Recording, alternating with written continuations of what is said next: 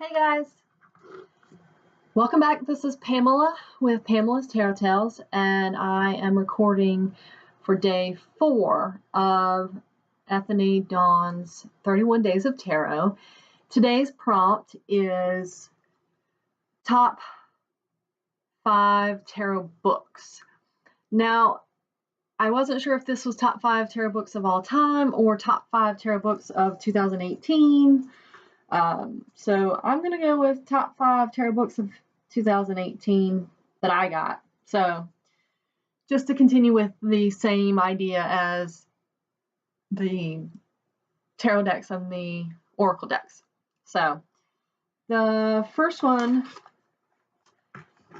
is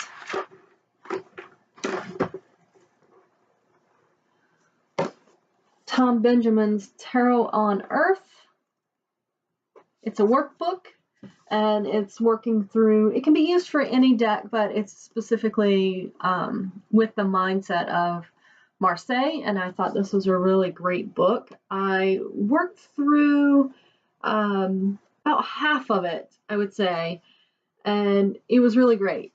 When it got to, say, the court cards, I just didn't, it didn't resonate with me for how he reads courts at this time, and I just struggled with it. So I kind of stopped and left it. And I was like, okay, well, I'm going to skip ahead and work on the trumps. And then I got busy with other stuff. But it is something that I want to come back to. But right now I feel like I've got a good foundation in what I need to know. And it's a book that I think can be done over and over and over again. If you're looking for a book for Marseille reading, but a workbook where you do the work, where you find your resources, you find what the numbers mean to you, compile it all together. It's really brilliant. So that's a top book. The next one, while we're on Marseille, is Marseille Tarot Revealed.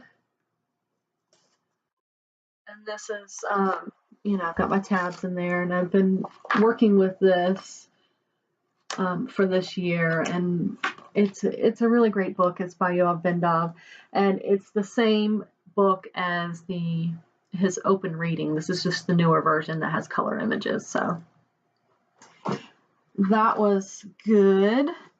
Another one that I kind of was working with a bit off and on is The Holistic Tarot by Benebell. This book is, it's chunky, it's massive. You guys have probably all seen it. There's a whole bunch more resources on her website. This is a commitment and a half. And I wouldn't say that I had quite that commitment, but I think I will one day. But right now, it's a great resource, and I do use it, and I do pull it out. So there's that.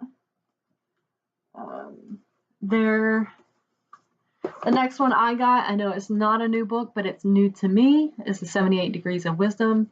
So I've been reading this, starting off cover to cover, but I haven't read it all the way through, but also just picking up as reference to learn something new about that card as I do daily cards.